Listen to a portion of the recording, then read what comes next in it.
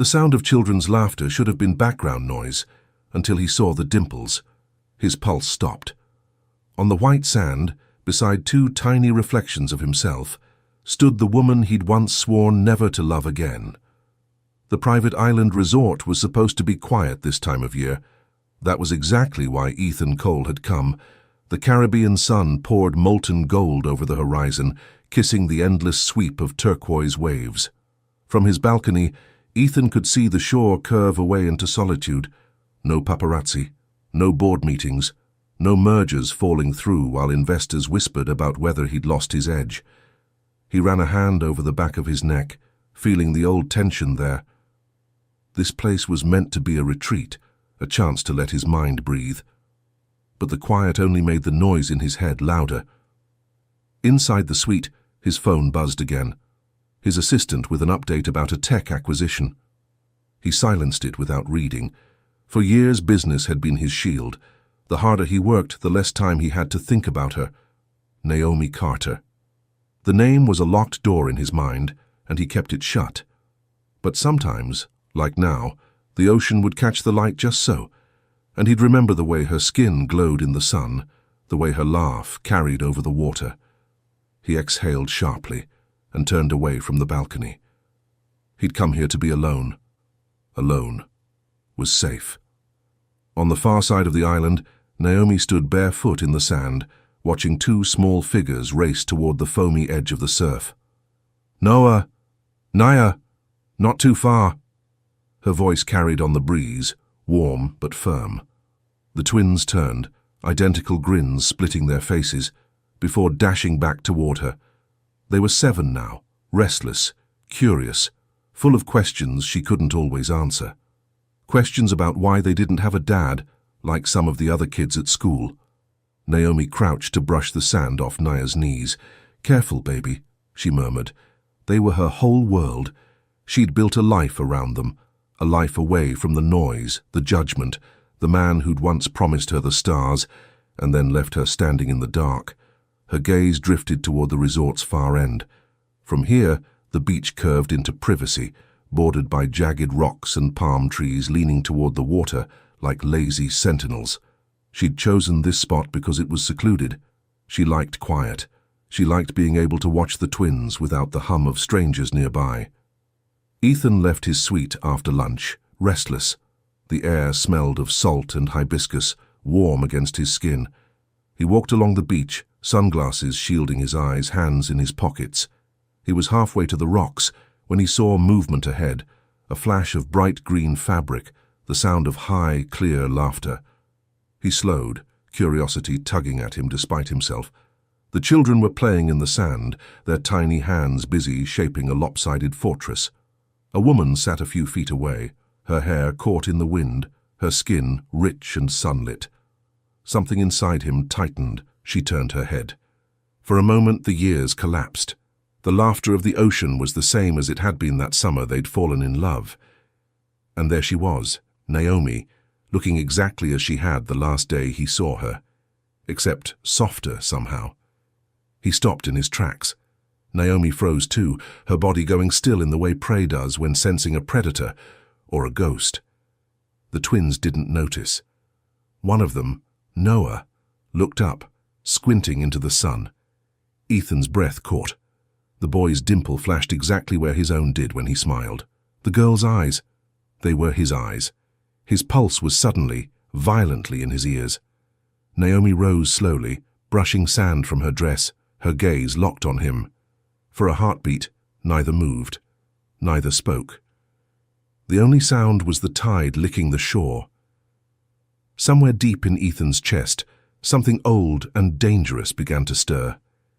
If you saw someone from your past, someone you loved and lost, standing beside children who looked exactly like you, would you walk away or demand answers? Share your thoughts below. Ethan's feet moved before his mind caught up. The distance between them shrank with each step, the sand sucking at his shoes as if it wanted to slow him down. Naomi didn't move. Her hands tightened into fists at her sides, knuckles pale against her skin. When he stopped just a few feet away, the smell of the sea mingled with something else, coconut and vanilla. Her scent. It hit him like a punch to the ribs. "Naomi," he said, the name foreign and familiar at once. Her eyes flickered, 1,000 things unsaid crowding behind them. "Ethan!" For a moment the years dissolved, but then the wall between them slammed back into place. He opened his mouth to ask, no, demand, what she was doing here, but before he could speak, the twins bounded over. "Mommy, look, we found seashells!" Naya's voice was bright, bubbling over with excitement. She held up 2 pink shells, her grin wide enough to show the gap where her front tooth had been. Noah tugged on Naomi's dress. "Can we keep them?" Ethan's gaze locked on their faces. The resemblance was undeniable now. Noah's jawline, the slope of Nia's nose, the way both of them tilted their heads when curious. It was like looking into a smaller, purer mirror. His chest tightened, something fierce and disbelieving surging inside him. His voice came out rough.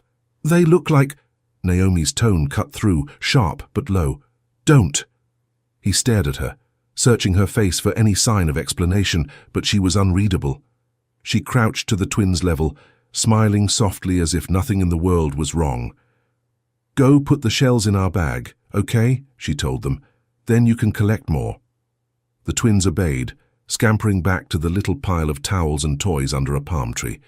When they were out of earshot, Ethan's voice dropped to a growl. "They're mine, aren't they?" Naomi didn't answer. Her eyes held his, calm and guarded, but he could see the storm behind them. "Naomi," his tone hardened, "you disappeared. You—" His throat worked, the words catching. "You never told me." Her lips pressed together, the smallest tremor passing through her. That was complicated.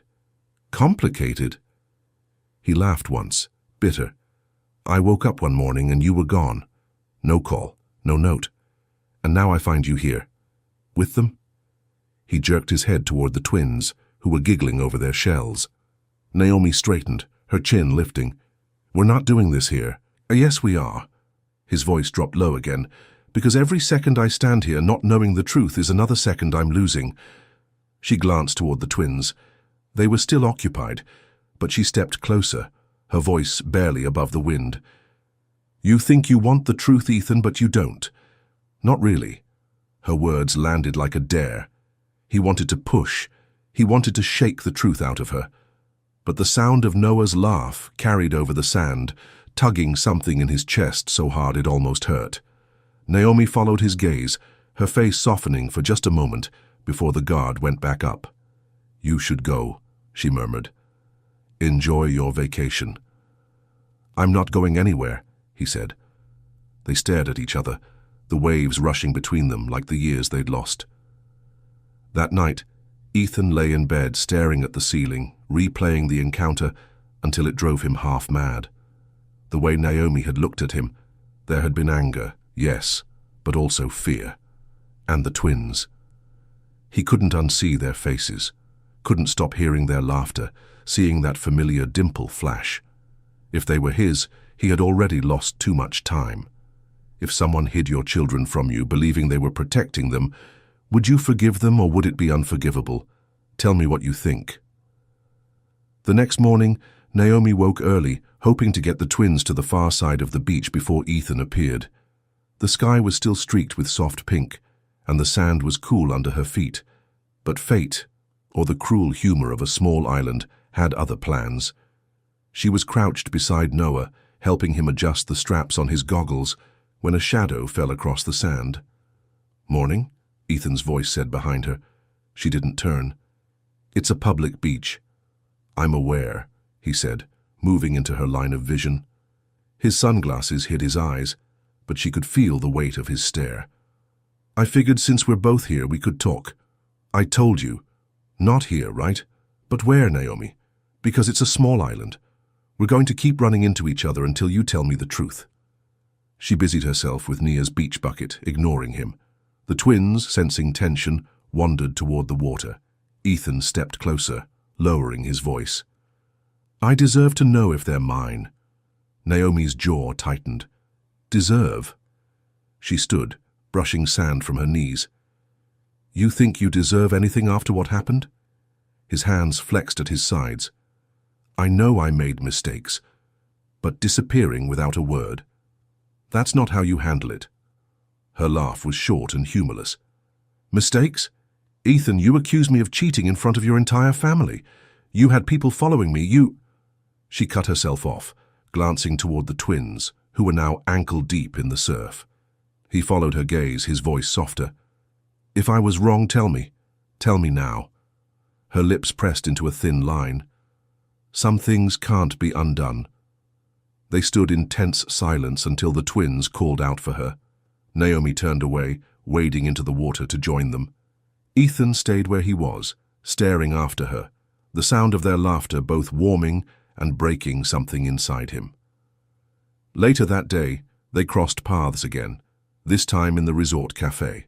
Naomi was carrying a tray with sandwiches and juice boxes when Ethan walked in. Their eyes met across the room, and she looked away instantly, focusing on the twins.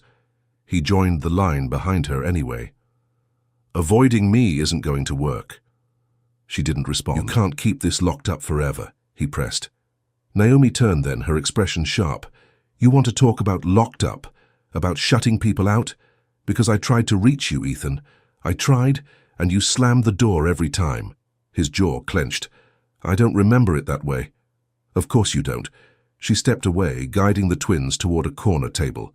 Ethan ordered a coffee he didn't want, sitting near enough to watch, but far enough to keep from making a scene.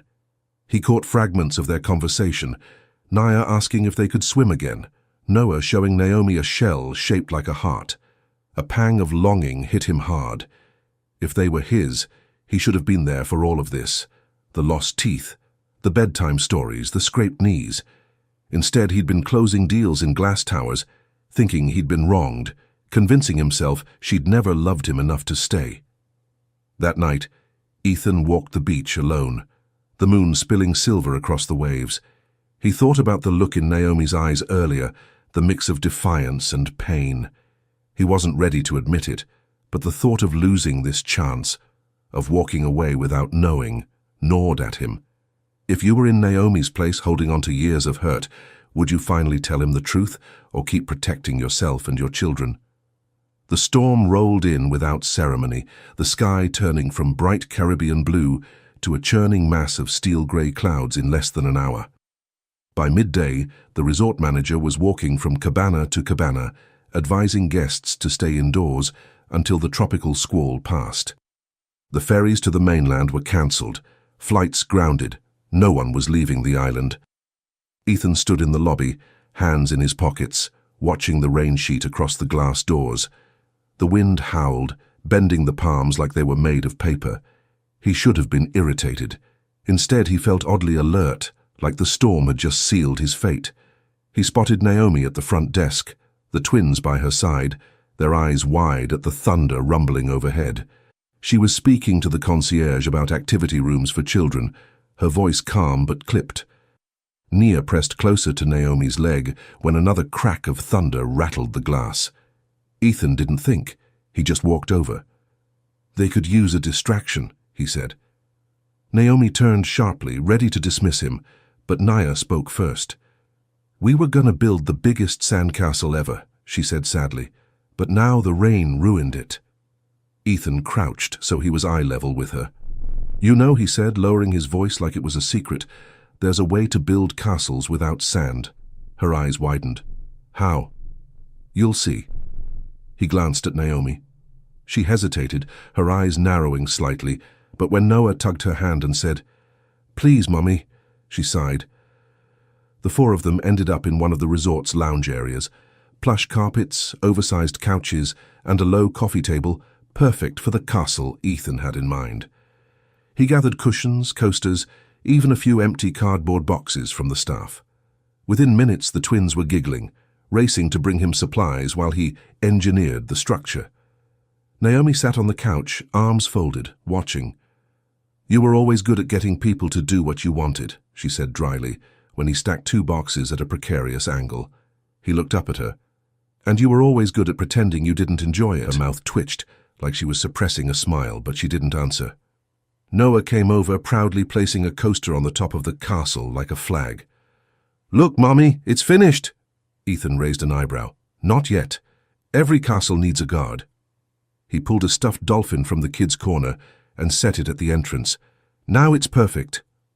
The twins laughed. Naomi shook her head, but there was warmth in her eyes she didn't try to hide this time.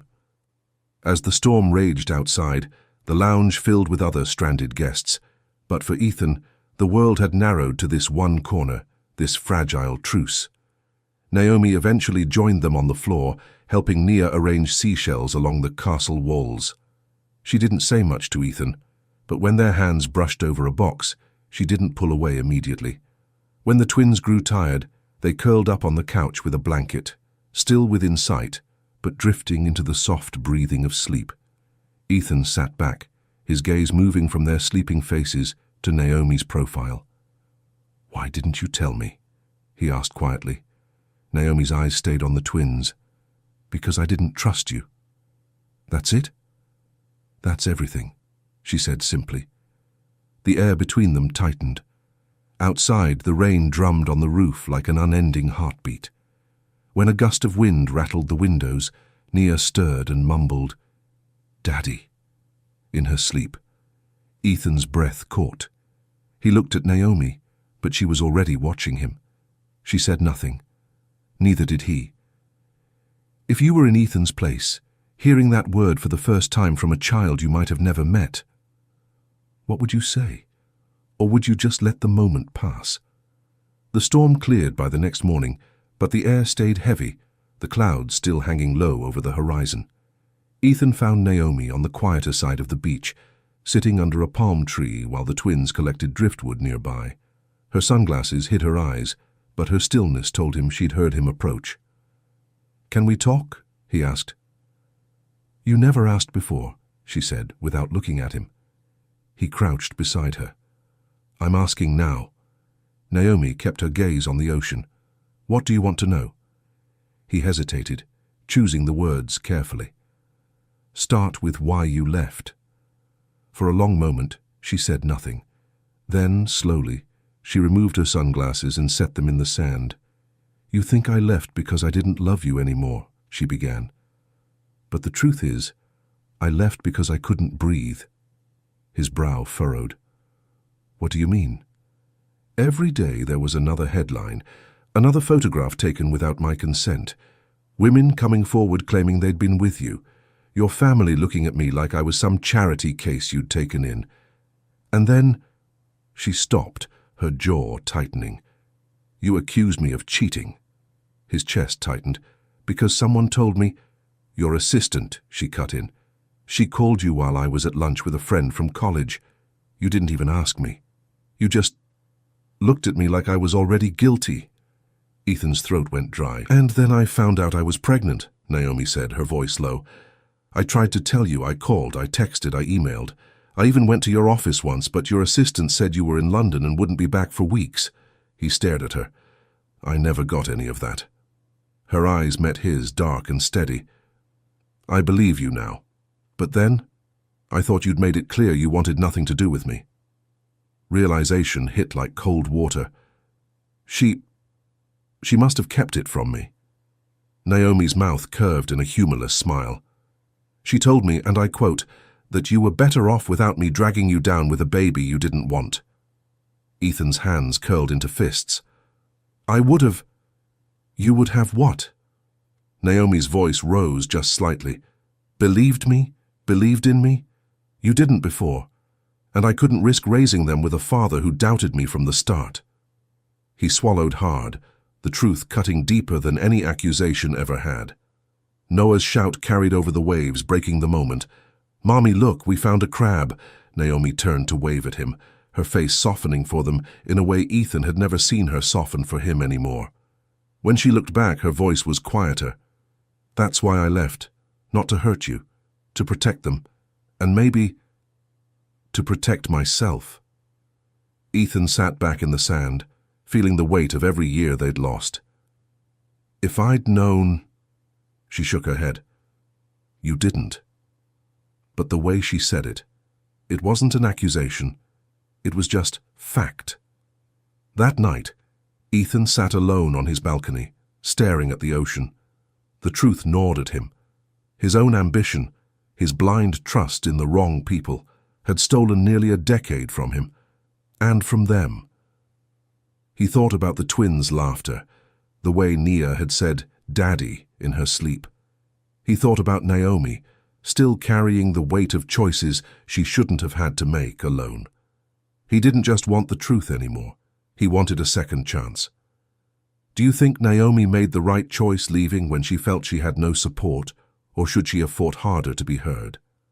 The island was still recovering from the storm. Wet palm fronds littered the sand, the air thick with the scent of rain-soaked earth. Naomi sat at a patio table outside the resort cafe, sipping coffee while the twins built towers from seashells.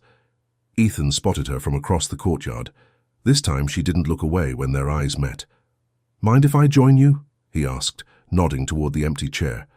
She hesitated, then gestured for him to sit. They watched the twins in silence for a few minutes, the clinking of shells their only soundtrack.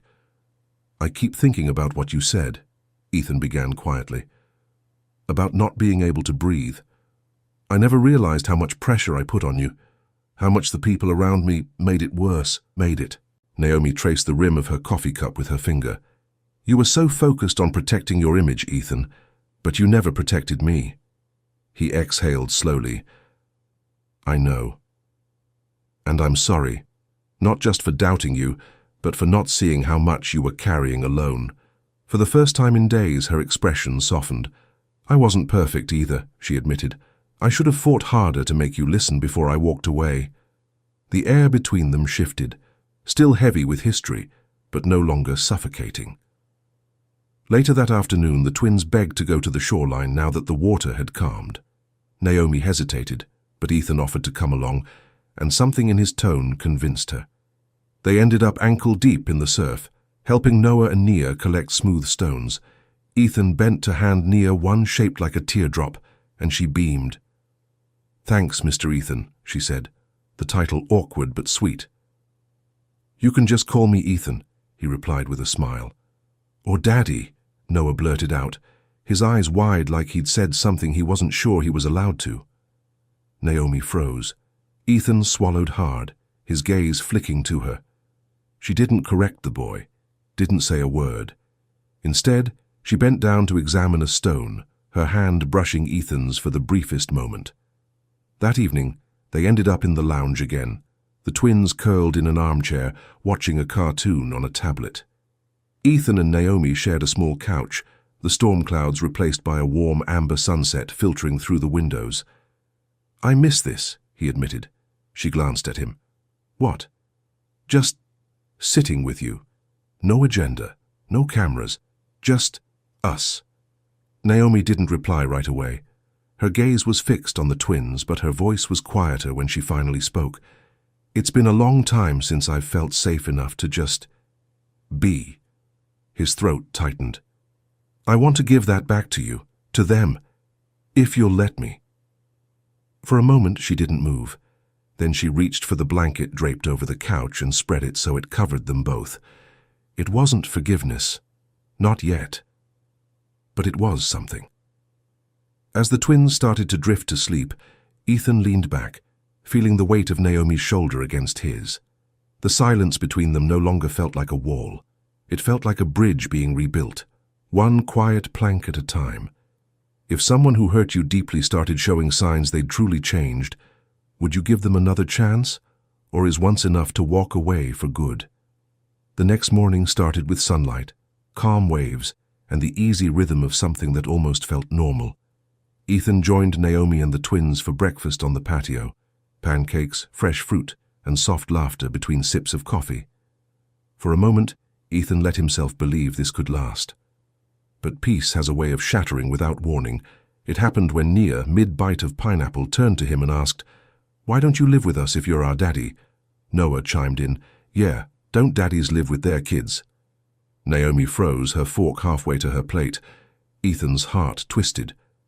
"That's complicated," he began carefully, glancing at Naomi for help.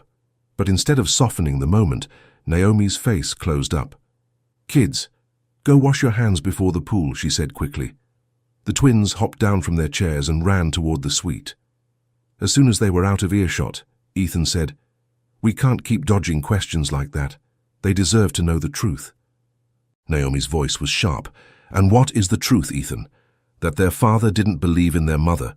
That he let her go without a fight?" His temper flared. "You didn't give me the chance to fight. You disappeared." "I had to disappear." She pushed her chair back. "You think I wanted to raise them alone? You think I enjoyed wondering every day if I'd made the right choice?" He stood too, his voice rising. "You hid my children from me, Naomi, for 7 years. That's not protecting them, that's punishing me." Her eyes flashed, wounded and furious. "You weren't ready to be a father then, and you're proving right now you're still not ready." The words hit him like a slap. He shook his head, stepping back. "Maybe I'm not the only one who needs to prove something." Naomi's face hardened. "Maybe you should keep your distance until you figure it out." The twins returned, chatter spilling from their mouths, oblivious to the storm that had just passed between their parents. Naomi plastered on a smile and took their hands, walking toward the pool without looking back. Ethan stayed where he was, the sound of their laughter fading under the crash of the waves. That night he didn't join them for dinner. He walked the shoreline alone, the moonlight silvering the water, his chest hollow. Every part of him ached to go to her room, to apologize, to take back every sharp word. But pride and pain kept him still, and deep down he feared she was right. Maybe he wasn't ready. Maybe the years apart had carved a canyon too wide to cross. If you were in Ethan's position, angry but also afraid she's right about you, would you fight harder for her and the kids or walk away before it hurts more? The next day dawned clear, but the air between Ethan and Naomi was anything but. Naomi spent the morning with the twins by the pool, sunglasses on, posture straight, smile polite whenever he passed, but never lingering. It was the kind of distance that didn't need words to cut. Ethan tried to distract himself with work calls, but every conversation dissolved into background noise. His mind kept circling back to the breakfast argument, her sharp voice telling him he wasn't ready. By afternoon, he couldn't take it anymore. He bought a small leather-bound notebook from the resort gift shop and sat at the desk in his suite, staring at the blank page. "Naomi, I've spent years thinking you left because you stopped loving me. I told myself it was your fault, so I wouldn't have to face my own. But yesterday, when you said I wasn't ready to be a father, I hated you for it, and hated myself more because part of me believed you. I don't want to be that man anymore. I want to be the man who shows up for you and for them, every day, no matter what. I missed their first words, their first steps, the way they curl up when they're tired. I can't get those years back, but I can fight for every day from here forward. If you're willing, I'm here. No conditions, no blame. Just me, ready to be their father and your partner, if you'll have me. Ethan." He read it twice, then folded it and slipped it under her door before he could talk himself out of it. That night, Naomi sat on the edge of her bed after tucking the twins in, the note in her hands. She read it once quickly, then again more slowly, the words pulling at something she'd buried deep. She thought about the Ethan she'd fallen in love with, ambitious, magnetic, flawed but fiercely protective when it mattered. She thought about the man who had hurt her, yes, but also the man who was now sitting somewhere in the resort, probably wondering if she'd ever speak to him again. Her instinct screamed to stay guarded, but another part of her, the part that still remembered what it felt like to wake up in his arms, whispered that maybe he was telling the truth. The next morning, Naomi found him on the beach at sunrise, hands in his pockets watching the waves. "I got your letter," she said. He turned, his expression careful. "And?" She stepped closer. "I'm not promising anything, but I believe you're trying." His shoulders eased just slightly. "Then let me keep proving it." She nodded. "We'll see."